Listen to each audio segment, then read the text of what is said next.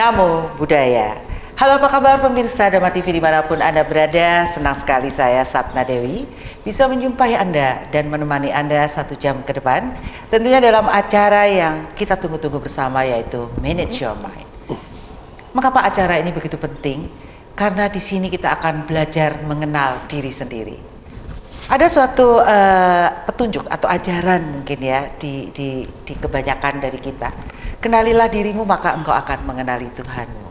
Nah, pengenalan tentang diri ini yang memang menjadi hal yang utama di dalam kita mengenal, memahami tentang kehidupan ini.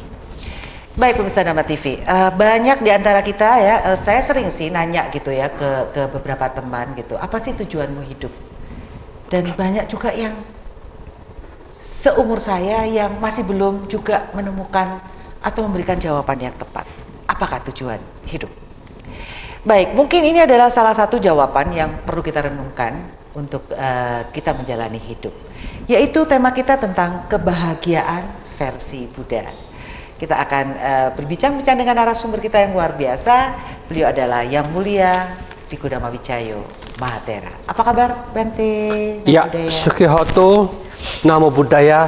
Semoga kebahagiaan menjadi milik kita bersama dengan membangkitkan kebijaksanaan di dalam batin dan pikiran kita. Disitulah letak damai dan hening akan kita peroleh bersama. Ya, mind it's not everything, but everything is come from mind. So manage your mind. Jadi sebenarnya mind itu batin apa pikiran, berarti? Kalau di idiom-idiom yang biasa itu ada pikiran, ada logika, ada juga think ya kan kayak gitu berarti. Yang lebih tepat itu apa sebenarnya mind? Ya, inilah yang dikatakan memang di Indonesia ini masih belum terbakukan dengan tepat. Maka dari itu kita sendiri juga bisa mengatakan pikiran itu adalah aktivitas dari apa yang kita pikirkan. Banyak yang dipikirkan, banyak masalah di dalam pikiran kita. Tetapi batin itu adalah sentral dari pikiran kita itu sendiri. Maka dari itu keadaannya itu dia adalah pusat dari pikiran kita masing-masing. Semuanya muncul dari batin kita. Tetapi batin ini sesungguhnya keadaannya itu dia netral. Keadaannya hening. Keadaan itu dia hanya bersifat tahu saja. Tetapi kalau kita perhatikan, ini jarang dicapai. Yang kita rasakan itu biasanya permainan dari pikiran kita sendiri. Itulah yang dikatakan kita menderita karena kita tidak menyadari antara pikiran dan batin. Kita terhanyut, terbawa oleh pikiran-pikiran yang berbagai macam pola pikiran yang sesungguhnya membuat kita menderita bersama. Ya, jadi kan ada pencerapan ya Bante, ada pencerapan, kemudian ada perasaan juga ya, nggak salah ya. Pencerapan ini kan kalau katanya ada panca indera, tapi ada 6 indera malah, termasuk di dalamnya adalah pikiran. Ya, inilah yang dikatakan 6 indera itu, indera panca indera yang kita ketahuin. 6-nya itu adalah pikiran kita sendiri. Di dalam pikiran ini dipisah-pisahkan lagi sehingga di situ ada perasaan, ada memori, ada bentuk-bentuk pikiran, juga ada kesadaran. Nah, kesadaran ini sesungguhnya ya juga ada yang dikatakan kesadaran melalui mata, kesadaran melalui telinga, hidung, mulut, tubuh, dan pikiran kita sendiri. Nah, kesadaran ini yang sesungguhnya kita harus tahu bahwa siapapun juga yang mencapai kesadaran yang sempurna, disitulah yang dikatakan kita sudah tidak diperbudak lagi perasaan, tidak akan diperbudak lagi oleh permainan pikiran kita, juga tidak diperbudak lagi oleh memori kita atau pencerapan itu. Jadi kita sesungguhnya secara umum kita selalu diperbudak tanpa kita sadarin. Tetapi kita maunya, aku mau jadi majikan. Tapi selamanya tidak pernah menjadi majikan. Selama dia tidak memiliki kemampuan untuk memahami dengan jelas dan terang bagaimana sifat kewajaran daripada memori, sifat kewajaran dari permainan pikiran kita, sifat kewajaran dari perasaan kita. Semuanya ini anicca. Ketika anicca, ketidakkekalan itulah menunjukkan ketidakpastian yang membuat menjadi masalah. Ya. Misalnya Bante, kita lihat cewek cantik nih, panca indera melihat ya. Terus kemudian timbullah Nafsu. perasaan pengen kenalan nih gitu ceritanya ya. Terus kemudian ada keinginan untuk memiliki gitu ya Bante ya. Dan kemudian ternyata dia adalah suami orang misalnya. Nah, kesadaran itulah yang memutuskan untuk iya aku memiliki atau tidak. Urut-urutannya itu loh Bante. Jadi kita melihat sesuatu, objek. Nah, itu sesungguhnya kesadaran ini bukan yang menentukan. Kesadaran itu adalah kesalahan kita mengarahkan kesadaran kita menuju ke perempuan itu. Sehingga dengan demikian karena dia tidak tahu kenyataan dari perempuan itu gimana, dia terhanyut oleh kebodohannya sendiri. Karena Sang Buddha mengajak kita itu jadilah manusia yang super, punya mata yang super hebat. Mata kita ini kalau dilatih, Sang Buddha mengajarkan kita bisa tembus semuanya, itu melihat tubuh jasmani dari semua orang itu akan terlihat. Daging, otot-otot, jantung-jantung itu terlihat. Lalu kalau gitu cantiknya di mana kalau kita bisa tembus seperti itu ya toh? Maka dari itulah yang Buddha katakan banyak orang itu dibodohi oleh dirinya sendiri, suka membodohi dirinya. Dianggap itu cantik lah, itu seksi lah, itu semok lah, macam-macam. Jadi itu permainan pikirannya sendiri sehingga dia terhanyut oleh kebodohannya. Sehingga Sang Buddha hanya mengajarkan, ayolah belajarlah. Kita semua ini punya penyakit yang sama, keserakahan, kebencian, dan kebodohan. Tetapi kebodohan inilah ternyata jadi pemimpin kita terus setiap saat. Menyebabkan kita bisa serakah, menyebabkan kita juga bisa benci. Tetapi kalau kita sadar dengan penuh kebijaksanaan, akhirnya ya bisa mengatasi semua itu. Jadi itulah yang dikatakan inti dari agama Buddha itu bukan pembodohan, tetapi bagaimana membangkitkan kebijaksanaan. Kalau semua orang di dunia ini dibangkitkan kebijaksanaannya, mereka kan dengan cara yang sama lah mengatasi masalah demi masalah, tahu bagaimana mengatasinya. Kalau dia tidak menekankan kebijaksanaan, pembodohan, dia selamanya tidak tahu bagaimana mengatasi masalah di dunia ini. Jadi apa sih sebenarnya yang memutuskan kita untuk ya dan tidak? Siapa yang memutuskan? Hanya permainan pikiran kita sendiri. Kita maunya mau, itulah yang memutuskan. Permainan. Jadi kita katakan sangkara kita. Sangkara namanya, iya. Permainan ya. Jadi iya. Dan keputusan itu diambil juga dari pengalaman-pengalaman tentunya. Oh ini jangan karena ini lek kebentuk loro gitu ya. Kalau itu oh jangan lewat sana misalnya kayak gitu. Itu semua permainan pikiran. Ya itulah. Bukan kesadaran ya Bante ya. Bukan kesadaran ya itu. Bukan kesadaran itu sesungguhnya kan saya katakan dia adalah netral. Dia itu seimbang. Dia itu sesungguhnya baik adanya tetapi kan kita tidak terbiasa masuk ke sana, kita sudah terbiasa masuk di perasaan, memori, permainan-permainan pikiran itu. Jadi itu yang menyebabkan penderitaan kita dari permainan pikiran kita sendiri. Didominasi oleh perasaan atau emosi ya, itu yang memimpin seperti itu ya Bante? Iya itulah. Oke, baik. Sedikit kita berbicara tentang bagian-bagian diri tadi memang agak sulit, tetapi kalau kita mungkin banyak meditasi ya Bante, jadi mengenali ya itu ya. Oh ini kerjanya pikiran, bagaimana? Ya itulah, jadi kita dikatakan oleh Sang Buddha mau menjadi orang bijaksana, satu banyak membaca atau mendengarkan cara-cara untuk membangkitkan kebijaksanaan itu. Kedua, banyak melakukan meditasi sehingga kebijaksanaan itu akan muncul di saat meditasi. Ketiga ya kita harus bagaimana merenungkan dan menganalisa hukum sebab dan akibat, fungsi dari semua yang ada di dalam tubuh jasmani kita. Jadi ajaran Sang Buddha tidak pernah mengajarkan yang di luar diri kita. Karena sesungguhnya yang di luar diri kita orang-orang sing rola. Jadi kita dibujui terus berulang-ulang. Kenapa kok masih tidak sadar-sadar dengan ilmu pembodohan terus-menerus itu? Jadi itulah kasihan sekali. Kenapa gitu ya? Itu sebuah pertanyaan. Oke, setelah sekelumit tentang hal itu Bante. kita masuk ke tema kebahagiaan versi Buddha. Sebenarnya arti kebahagiaan itu apa? Ini bahasa dari bahasa mana ya? Bahagia. Ya, maka dari itu ini sesungguhnya bisa dikatakan sangat-sangat sulit di dalam perumusan definisi yang jelas. Tetapi kalau kita lihat definisi secara umum, mereka bilang ketika aku dapat keuntungan aku bahagia, aku dapat kenikmatan aku bahagia, aku mendapatkan apa yang kita inginkan sesuai dengan keinginan kita juga bahagia.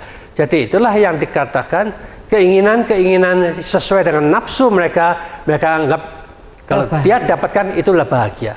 Tetapi sang Buddha lain. Oke, jangan dibahas ya.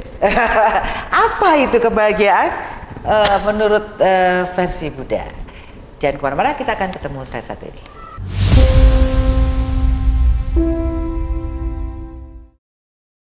Baik, masih bersama saya Sapna Dewi di Minute Your Mind dan tentunya dalam tema kebahagiaan versi Buddha.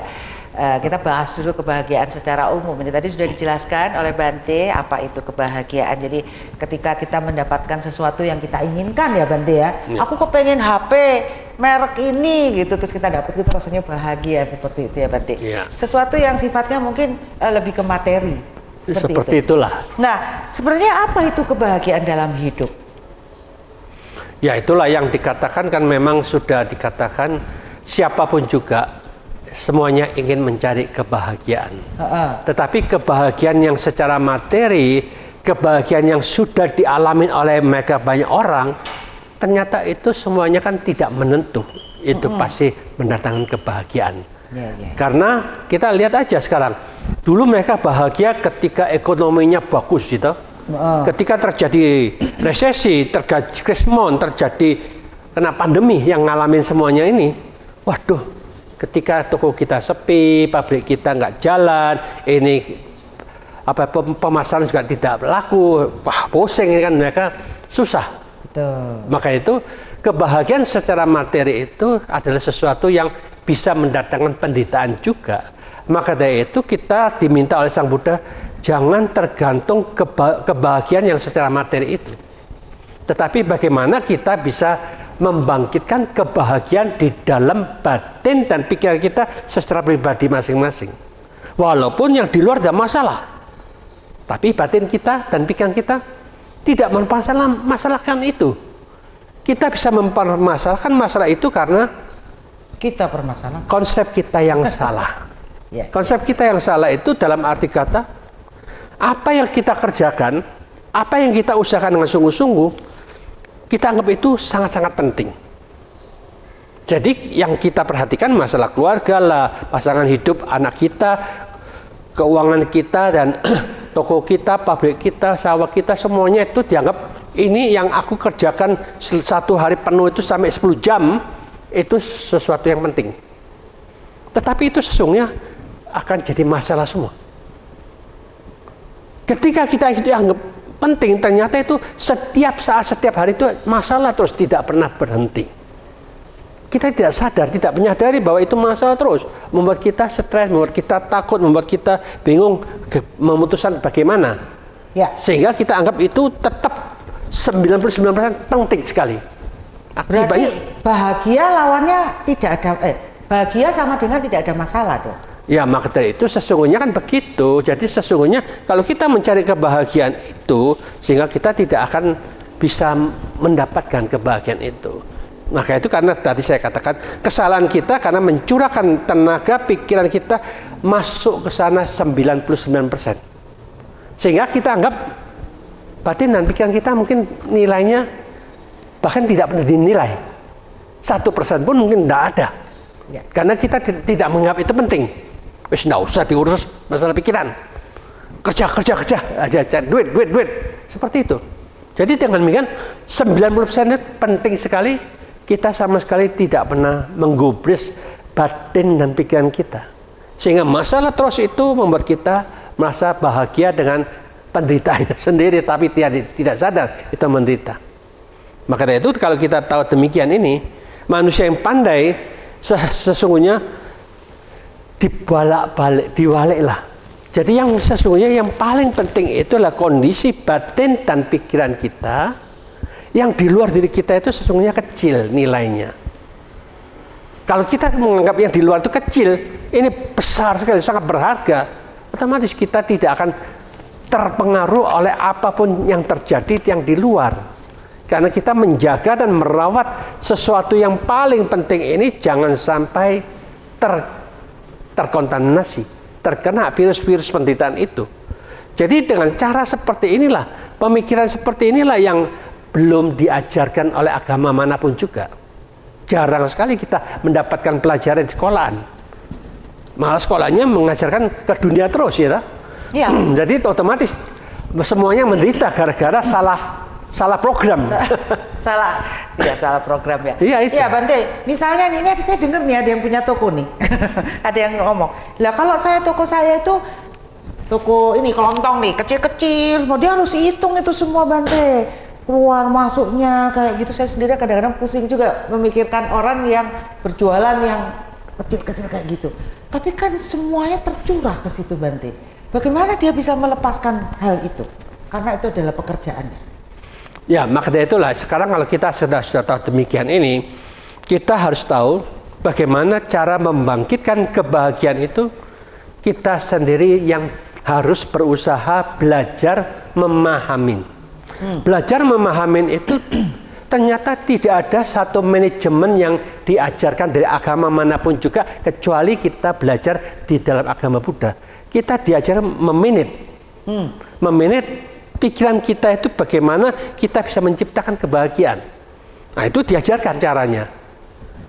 Jadi bukan kita pasrah, bukan kita percaya, bukan. Tetapi caranya gimana? Maka itu ketika kita pernah ketemu dengan mereka yang punya pekerjaan macam-macam, dia selalu bicara, waduh saat ini sepi lah, begini-begini. Akhirnya ya dia merasa rugi, tidak menguntungkan. Tetapi saya katakan begini, Bapak harus tahu, kita sudah belajar kehidupan kita sudah sekian puluh tahun. Waktu itu ngomong sama bapaknya itu, dia 57 tahun toh. Jadi selama 57 tahun sesungguhnya kalau dilihat Bapak ini menderita. Ya gelisah, ya takut, ya cemas, ya bingung, ya kacau, ya frustasi, ya stres. Karena yang dipikirkan masa luar, yang memang selalu masalah terus. Ya seperti itu pikiran kita jadinya. Maka dari itu, kalau kita tetap seperti ini, kita mulai sekarang harus sadar akan diri sendiri. Dalam arti kata, bahasa Jawanya, eling lan waspodo. Ingat, kita menderita itu gara-gara apa? Oh gara-gara ini yang membuat aku bingung, takut, khawatir, cemas, frustasi. Oh itu gara-gara itu. Nah sekarang kita tahu mengapa kita bingung, takut, cemas, khawatir, frustasi. Kita sadar kondisi pikiran kita itu seperti itu terus yang dimunculkan. Wajar kita menderita. Maka dari itu Sang Buddha meminta, sadarilah. Kita harus punya pegangan yang kita harapkan. Apa yang bisa kita munculkan dalam batin kita, itulah yang secara terus-menerus dimunculkan akan menimbulkan kebahagiaan. Yaitu kita katakan, kesadaranku ini aku ingin menemukan kedamaian di dalam batin dan pikiranku yang sesungguh-sungguhnya. Maka dari itu kita harus sering mengsugesti iki lho sing aku cari. Kita harus setiap saat waktu kita berjalan, berdiri, duduk, setir mobil, jaga toko, kerja di sawah, dimanapun juga kita melakukan aktivitas secara tubuh jasmani, pikiran tetap bekerja. Bekerja yang punya arah, punya tujuan, punya sasaran yang tepat. Jadi bukan amburadul yang tidak ada tujuannya. Kita tanya aja, Bu, sadar dari rumah ke sini apa yang dipikirkan? Saya mau ketemu Bante, manage your mind. Ah, itu toh. Tapi kan salah. Ketemu Bante tidak ada manfaatnya juga. Tetapi kalau kita bisa memanfaatkan dari rumah ke sini sekitar berapa kira-kira 30 menit ke sini tadi? Lebih ya. Nah, selama 30 menit atau 40 menit itu kalau kita ucapkan sadar, damai, sadar, damai, sadar, damai, sadar, tidak mikirkan yang lainnya. Tidak mikirkan masalah apa, masalah sakit, nanti biayanya gimana. Nah kan kita tidak gelisah. Karena yang ada sadar damai, sadar. Kalau kita tidak memikirkan sadar damai, yang dipikirkan yang tadi itu, waduh papa sekarang sedang sakit, uangnya gimana nanti, obatnya gimana ini, waduh kita kekurangan ini kan, nah, takut dan khawatir. Nah itulah kalau kita dari rumah ke sini yang diisi sadar damai, di mana tidak ada pikiran negatif, di situ adanya pikiran positif yang bisa kita bangkitkan. Kalau tidak ada pikiran positif yang muncul, ya sakrap dewi yang dipikirnya tadi itu yang negatif, terus yang buat kita khawatir dan cemas. Tetapi itu memang tanggung jawab kita. Tetapi itu kita kecemplung di sana terus. Takut dan khawatir akan muncul terus. Tetapi kalau kita pinter, sudahlah urusan itu nanti kita usahakan sendiri. Yang penting aku harus sadar damai. Kalau ini dijalankan, di mana munculnya pikiran positif, sesungguhnya itulah sumber kebahagiaan kita. Ya, sangat simpel dan sederhana. Nah, kalau kita bisa menjalankan ini, tidak pernah memikirkan yang negatif lagi, kebiasaan kita selalu positif, kebiasaan selalu bahagia. Lah, nanti ini kalau 1 minggu, 2 minggu baru kita rasakan. Oh iya, aku kok bahagia terus ya. Kenapa? Oh, berkat sadar damai ya, seperti itu. Jadi itulah yang namanya carilah sumber yang bisa menyebabkan kita menemukan kebahagiaan, di mana kita sendiri harus rajin, semangat untuk membangkitkan energi positif setiap saat. Sadar damai, pasti itulah akan mendatangkan buah yang nyata. Jadi tadi melatih untuk tidak melekat kepada masa lalu gitu ya Bante, berada di sini saat ini, menyadari itu tadi ya, sadar saat ini ya. Iya, baik. Ya, pemirsa Dharma TV, kita lanjutkan pembicaraan di segmen berikutnya, jangan kemana-mana.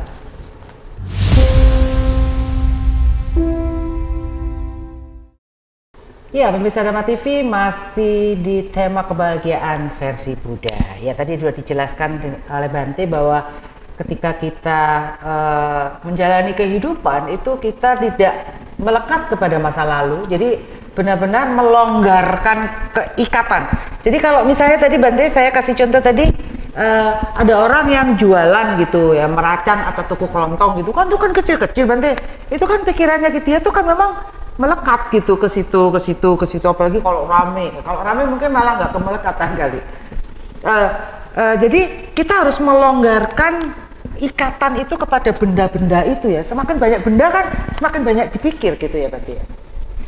Ya itulah, jadi manusia itu harus menyadarin ternyata penderitaan kita itu tanpa kita sadarin, karena kita yang mau kaya raya itu ternyata membuat mereka tambah bingung, tapi mereka tidak sadar dia tambah bingung ya. Maka itu kalau dia sadar dia bingung, tetapi sekarang ini kita ada striknya.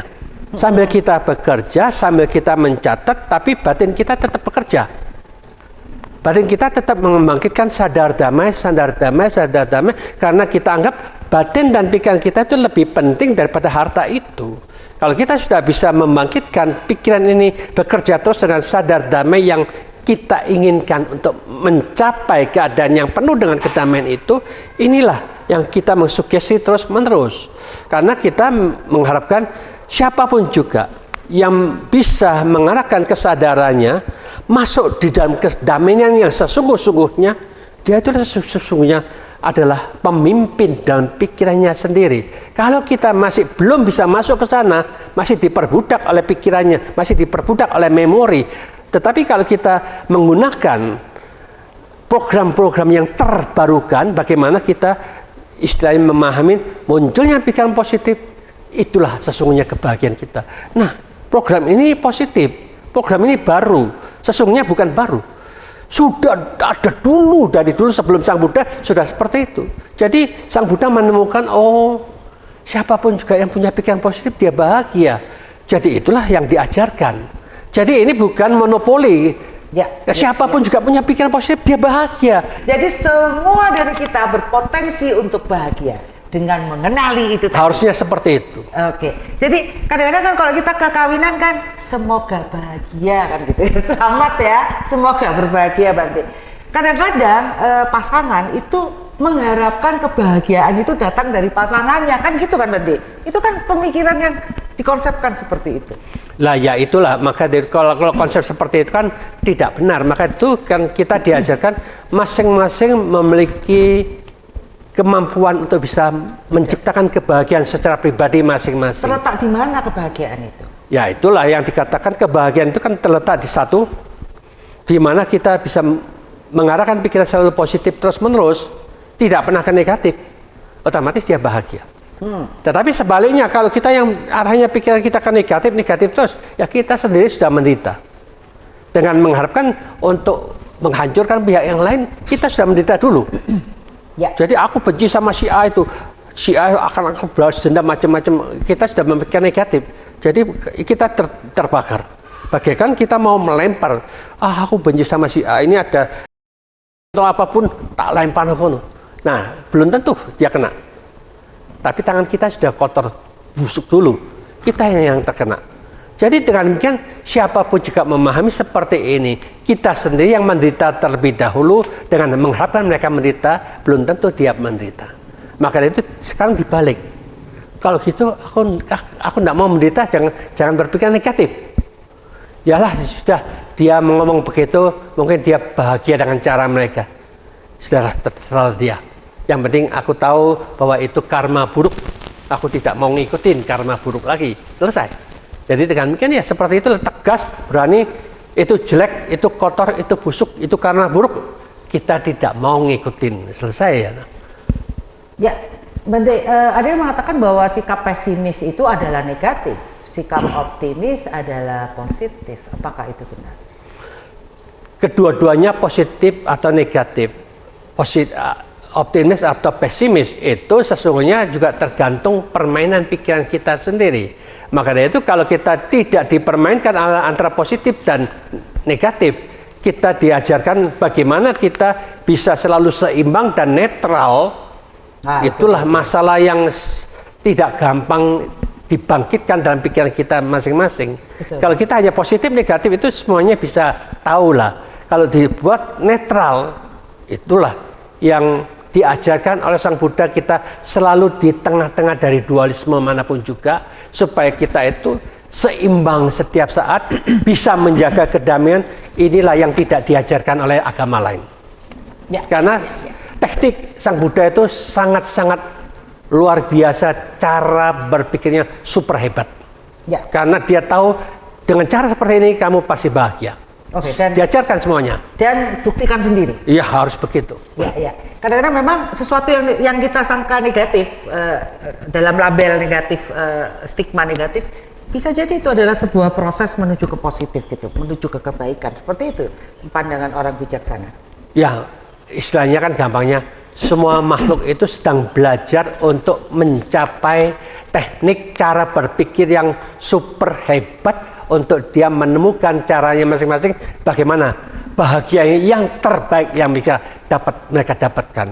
Jadi mereka semuanya ngomongnya bagaimana kita bahagia toh? Ya. Akhirnya ya caranya mereka masing-masing sesuai dengan kemampuan gurunya dia siapa. Apakah gurunya sudah mencapai kebahagiaan yang tertinggi atau masih belum? Kan kita harus jujur aja pelajarin dulu sejarah mereka.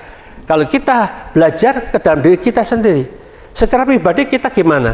Sudahkah kita melatih untuk mencapai teknik yang diajarkan oleh beliau yang sangat super hebat dalam tata kelola cara berpikirnya? Kalau kita mengikuti cara yang sama beliau, kita juga bisa mencapai kondisi yang sama seperti Sang Buddha juga. Jadi maka dari itu Sang Buddha ini mengajarkan kepada murid ini dengan cara sama, sehingga banyak para suciwan yang teknik cara berpikirnya digunakan dengan cara yang sama, tidak ada perbedaannya. Apa ciri-ciri orang yang telah mencapai kebahagiaan? Ya otomatis mereka yang ciri-cirinya pasti mereka sudah mampu mengatasi pikirannya sendiri dengan mantap, kokoh, dan menjaga keseimbangan, tak tergoncangkan oleh apapun juga. Untung, rugi, pujian, celaan, itu hanya permainan pikiran kita tidak terhanyut ke sana, otomatis kita tetap hening, tetap seimbang. Itulah yang dikatakan kebahagiaan yang luar biasa. Apakah Bante bahagia? Itu urusan harus dilihat ke dalam pikiran sendiri. Pertanyaannya langsung menjurus. Apakah kebahagiaan itu bisa hilang, Bante? Apa dia sifatnya bisa menetap? Begini, selama mereka belum mencapai kesucian, kebahagiaan yang mereka dapatkan dengan cara meditasi saja itu bisa luntur, bisa melorot. Maka dari itu satu-satunya jalan mereka itu harus memiliki teknik yang lebih hebat daripada meditasinya, yaitu membangkitkan kebijaksanaan. Kebijaksanaan yang tinggi ini memiliki kemampuan untuk membebaskan terus menerus dari semua penderitaan, penyebab dari penderitaan. Dia lama-lama dia mahir, tidak masuk dalam penyebab dari semua penderitaan, masuk dari penyebab dari bebasnya dari penderitaan terus menerus. Disitulah yang dikatakan dia tidak akan merosot di dalam batin dan pikirannya. Kalau kita belum mahir di dalam teknik arah pikiran yang mana, ya otomatis kita masih terhanyut, terombang-ambing ke sana. Maka dari itu yang dikatakan siapapun juga yang hanya meditasi tok, belum terkembang kebijaksanaannya, dia bisa berubah dan berubah terus. Ya. Berarti penting sekali untuk bersosialisasi, terutama di dalam keluarga ya.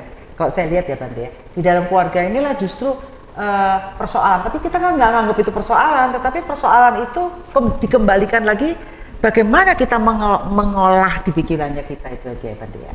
Ya itulah, jadi masing-masing orang itu berusaha untuk mengolah pikiran kita. Praktek itu berarti ya langsung nyata, dipraktekkan yang jelas dan terang di dalam pikiran masing-masing. Bukan kamu aja yang jadi baik, aku sakarepku dewe. Nah, amburadul keluarga kita nanti. Betul. Selalu menyalahkan pihak luar ya, jadi nggak usah disalahkan sama siapa ya, itulah. Ke diri ya. Baik, pemirsa Dharma TV, kita akan lanjutkan pembicaraan setelah satu ini, jangan kemana-mana.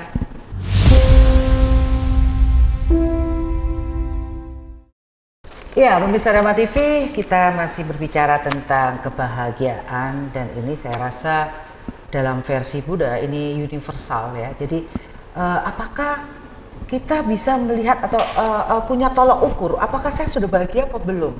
Itu yang perlu kita sadari bersama. Jadi tadi dikatakan bahwa ini kan masih di dalam proses melatih ya Bante ya, dari kejadian di luar diri kita, kemudian dikembalikan lagi ke dalam pikiran, ke dalam pikiran kita. Terus tolok ukurnya tadi adalah kestabilan, seperti itu. Kalau kita udah stabil, tidak tergetar lagi gitu ya.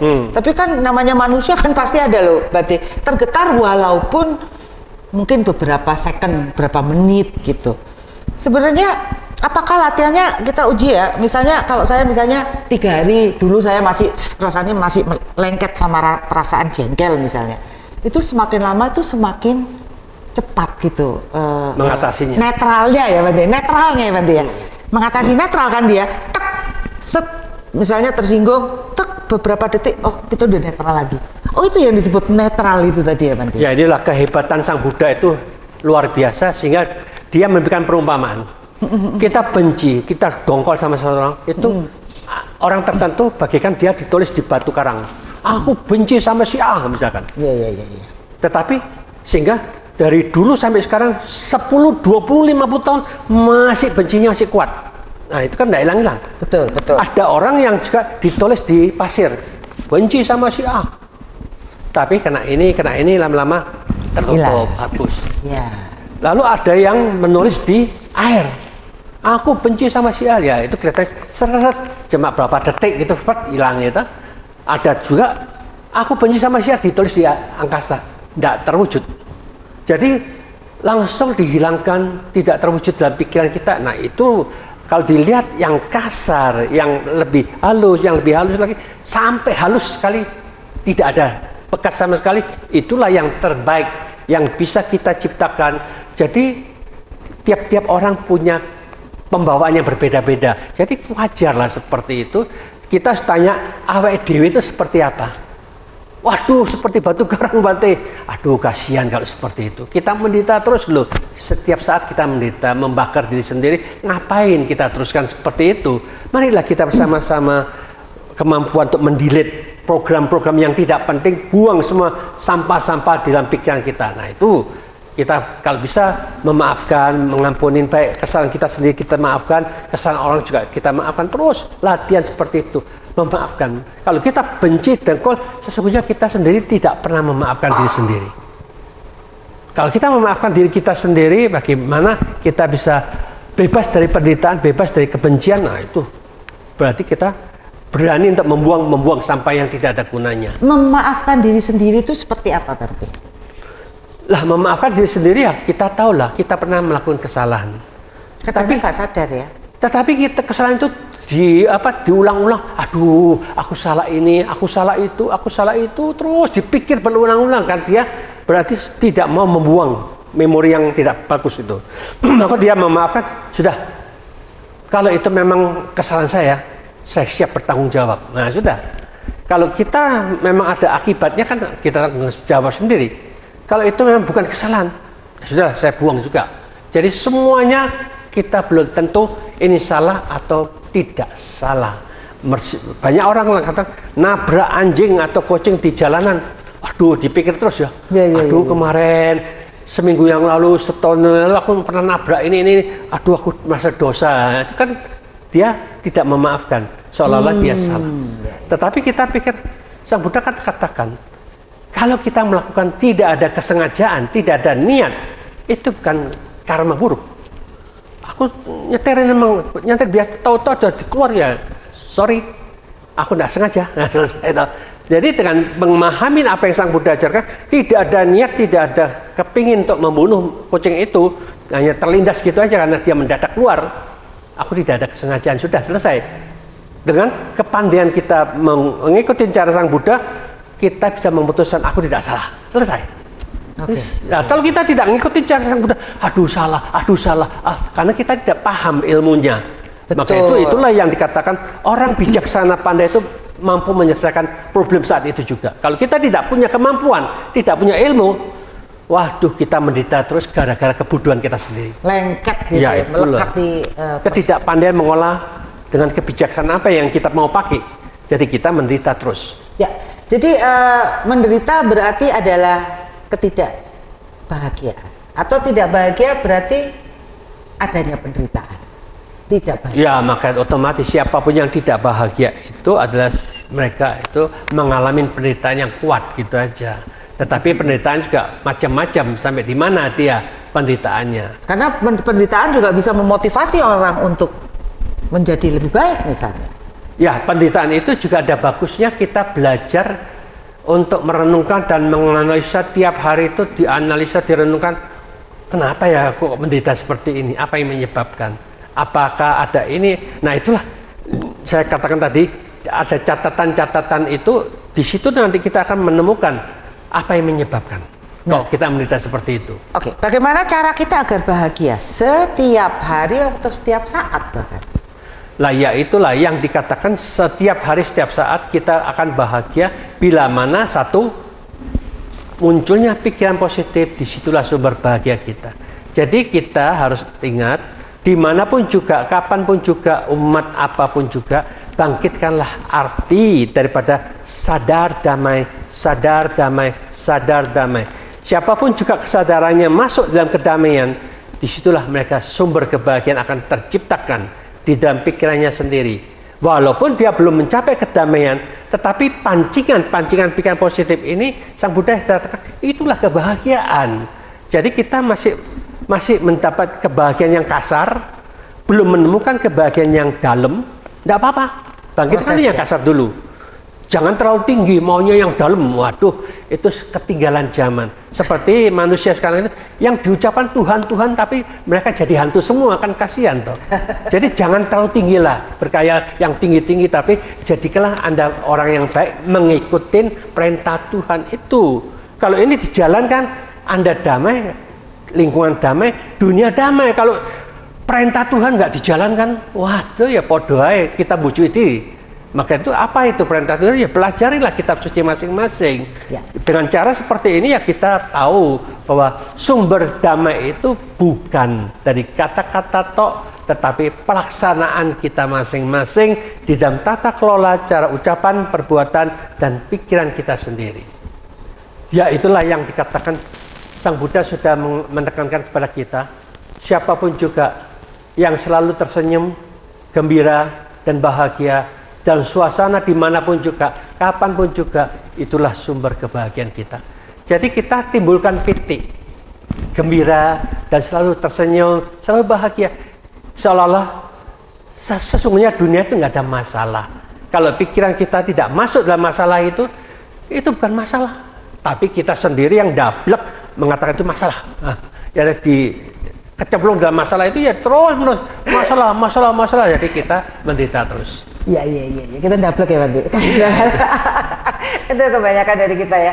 Dablek, kecemplung masalah, umek di situ nggak keluar gitu ya. Akhirnya kecemplung, tenggelam gitu ya. Itulah perlunya untuk berlatih, merenung itu penting sekali ya, Bante. Untuk bisa membuat energi kita tuh semakin terbuka. Ya, merenung itu adalah menganalisa dan menyelidiki hukum sebab dan akibat. Ya, kalau kita merenungkan dengan asal-asalan ya tidak akan menemukan jalan keluarnya. Carilah sebabnya apa, akibatnya seperti ini, seperti itulah. Ya, sampai pada realitanya ya. Kenyataan, kasus nyata. Tinggal 2 menit, Bante, mungkin Bante bisa memberikan kesimpulan. Marilah kita bersama-sama gunakanlah mata kita selalu senang, gembira dan bahagia. Melihat apapun juga tetap tersenyum di dalam mata kita bersama. Sehingga kita tetap bahagia dengan mata penglihatan itu. Demikian juga kita punya telinga. Marilah kita bersama-sama gunakanlah telinga ini. Mendengarkan apapun juga tetap senang, gembira dan selalu tersenyum dengan kata-kata siapapun juga yang berbicara, tetaplah kita gembira dan bahagia. Dengan cara seperti ini, Anda sudah menciptakan kebahagiaan di dalam telinga Anda masing-masing. Demikian juga cara berpikir kita.